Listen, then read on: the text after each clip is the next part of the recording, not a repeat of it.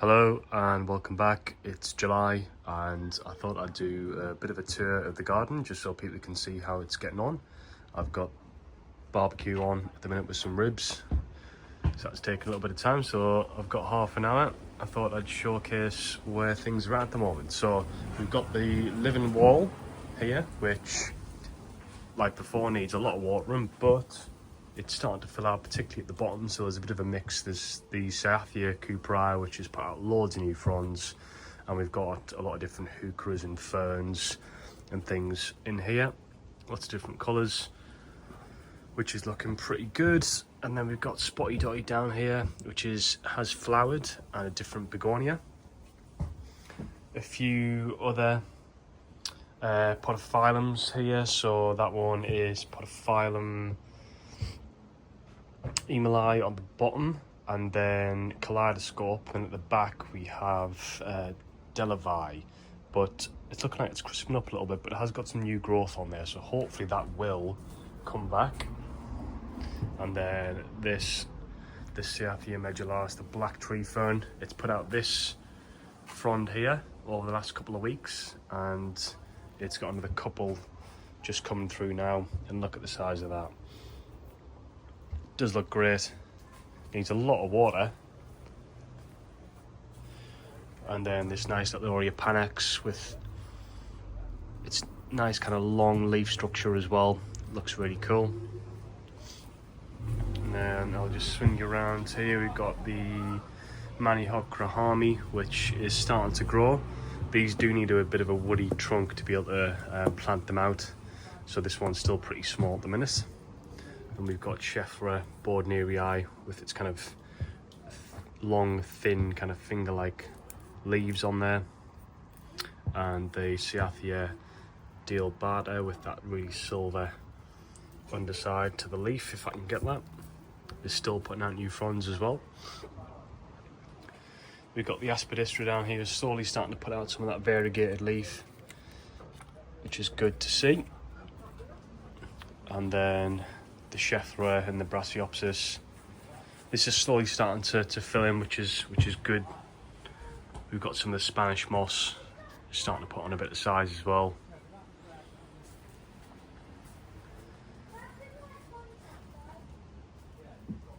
Begonia luxurians, not hardy, needs some overwintering. People take cuttings from it often, but that's starting to size up very slowly. The Brassioopsis Myanmar, putting out its new leaf. I think I said in the last video, it looks almost like a bit of a Chephra. And the Brassioopsis Dumicola here, still looking really good, alongside the Bordnerii. So this is one of the first leaves I put out this year. But as you can see there, it's got 3 new ones. This one isn't particularly hardy, so needs a bit of overwintering and protection. But this space here is slowly starting to fill up, so we've got the Fatsia camouflage looking great. Some of the woodwardia ferns at the back that kind of come out that really bronze type colour before they do harden off and go green. Nice Heuchera Monet here. That's continued to put out some really good growth actually, so that's a really good one. These are growing off on the one case, some of the euphorbias. So I need to kind of prop them up.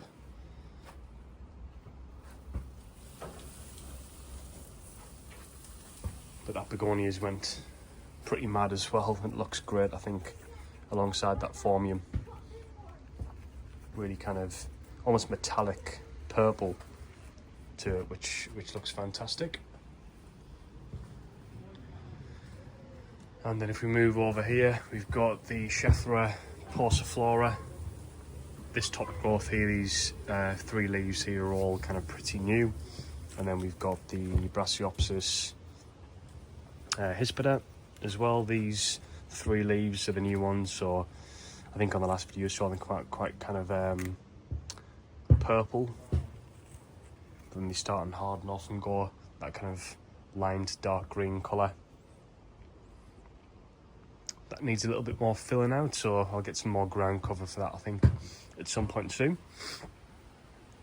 Persicaria, as ever, will just kind of grow in. That's a great filler plant.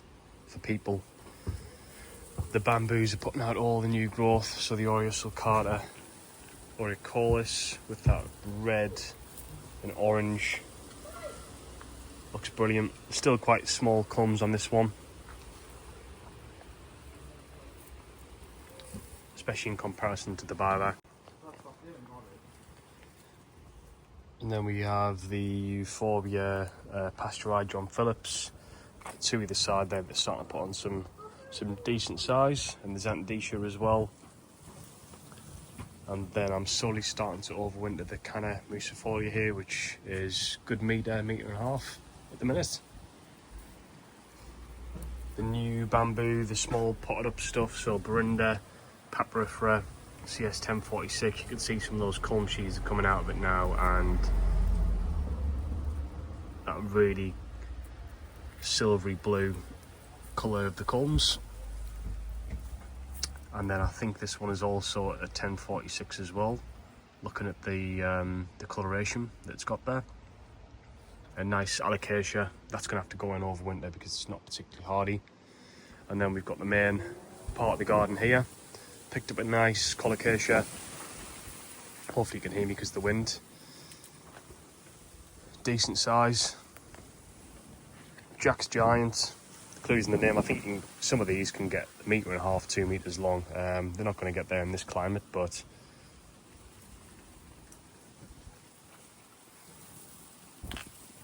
Jubei chilensis, slow grower, but it is starting to put out some of those new spears as well. The small Haniba and the small Jubei as well. I'm just going to keep growing that one on, but if I take a little pan up, you can see the Montbéliardii banana is really starting to put on some height. That's over a couple of meters now, well over, must be 2.5. So that's got some decent size. A lot of the palms down here haven't done too much, but the Butiagris it's put out these kind of 2 spears here, and you can see that one in the centre as well. It's slowly started to open up, which is really good.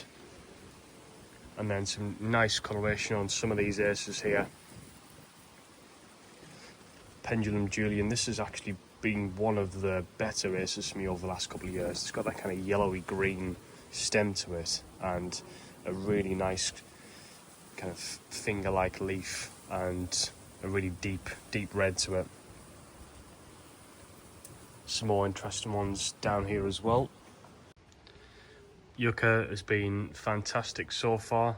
You'll have seen the new videos where I put up the Brassioopsis mitis, which it definitely needed. And here we have the Scheffera macrophylla, all that new growth at the top, really big leaves.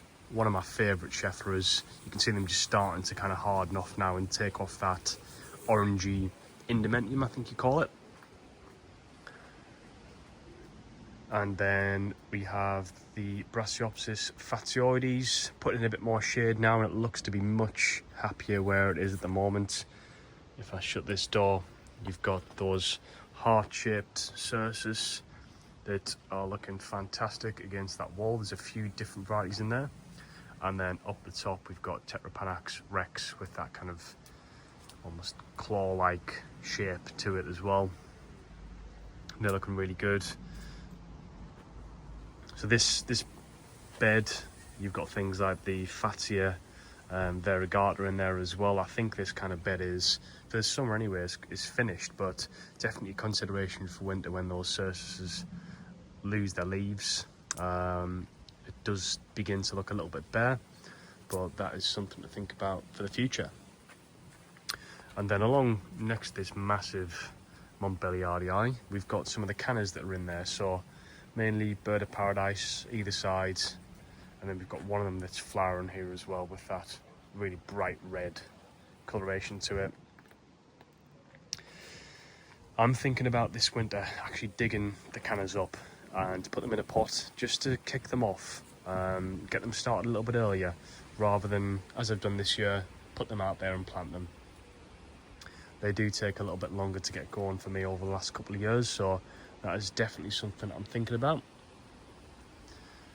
And we've got the Brahia armata, the one that's in the pot, looking great. It's starting to open up those new leaves. It's got another couple of spears coming as well. That silvery blue coloration looks brilliant as always. We've chopped some of the stuff down the left hand side, but that, again, that's going to be something for the future. And then we've got the Haniba, which is standing about two and a bit meters tall now. There's been a bit of wind, so some of the leaves have ripped. Persicaria, red dragon, always looks good. Some of the ground cover from the brunneras as well, that's taken over. And then, if you see the size of these, they're starting to get up there. This is Brunda Yunnan 2. And if I take a little zoom in, potentially a good option compared to CS 1046 if you can't get it. You see those sheaves are slowly starting to come away. A little bit smaller than 1046, but could be a good option. Then Crocosmia Lucifer. I'm going to have to split this up at some point, but you can see it's about to start and flower, which is going to be good. Got some of the grasses either side of the path. This has been really good. Hasn't shown much damage from me at all, and that is Nelina. Just in its original pot that I got it from. Very spiky, and it's almost got like sawtooth ridges to the edge, so watch your eyes, watch your fingers. Some of the smaller bamboos as well, so KR 7613. Again, one of those really nice blue, if it'll focus. Brunda, clumping bamboos. Some more grasses, a different Crocosmia here, which I'm hoping is going to flower. I'm interested to see what that one looks like. More Crocosmia lucifers. I'm going to have a bit of a move around, I think, for next year. But if I just walk you around, good news. Brunda, the small clump with the rhizome, has started to grow. You can see these two little culms coming through here. And same with this Brunda as well, with that kind of dark black and grey coloration to the older culms. That's putting up some new growth as well, which is good to see. It's taken a lot longer though for this one. This was planted at the same time as this Yunnan 2 and the other one on the other side, so definitely a bit of a slower grower than those. We've got another inset Montbelliarii and another Tetrapanax rex. Different looking form in comparison to the rex that I've got up there, but that's often the case with Tetrapanax.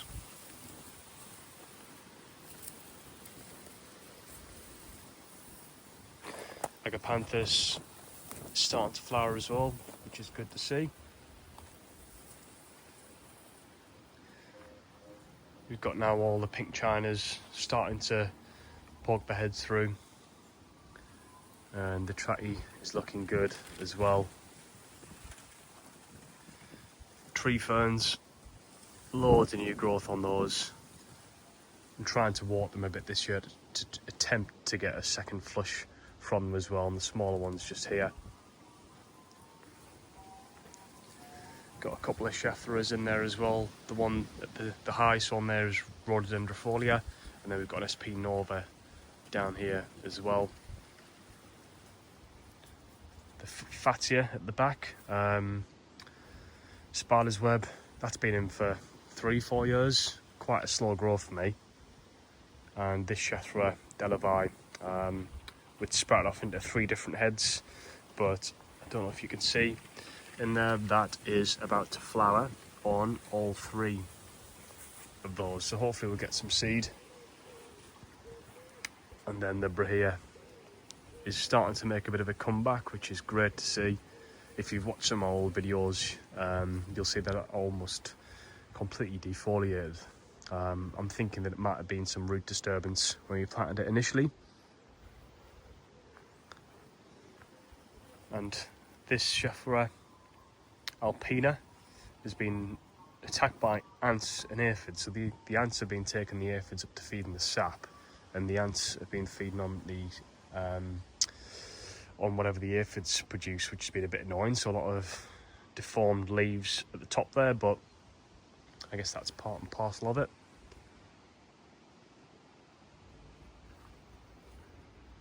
You'll notice as well this Burunda that was moved previously at the start of this year hasn't put up any new culms yet, so that one's been kicked back a little bit, so a little bit of a shame. I'm going to wait and take out some of that growth if it does decide to put up some new culms in the future.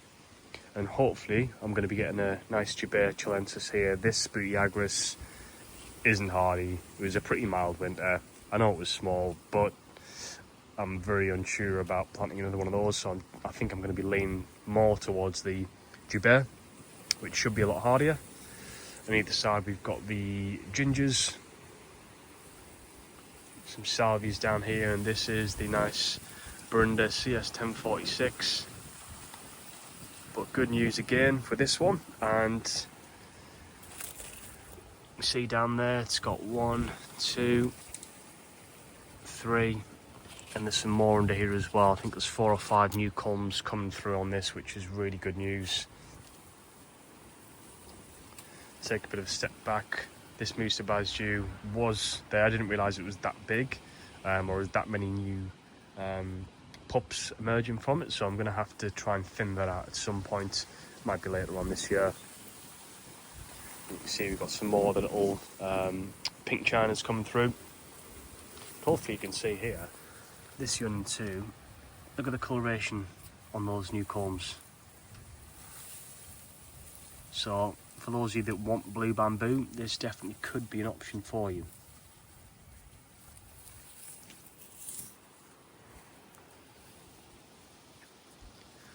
So the garden's slowly getting there. There's still some things to do. There's still areas to fill out. Something that I'm going to keep my eye out for is more of this down here, Begonia torsa. Massive leaves, really good kind of ground cover. Nice little filler plant, pretty cheap. Definitely something to look out for. And you can see here there's some more gaps to fill, so there is more to be cracking on with. But I think the next purchase is going to be one of the Jubeas for that location. I know that was a whistle-stop tour of the garden, but hopefully people find it interesting, useful for me to be able to look back in the future and see how the garden's developed. I've got some pictures right from the start before we even began to plant this up, which I'm probably going to make a bit of a video of at some point as well. But yeah, thanks for joining, and I'll catch you on the next one.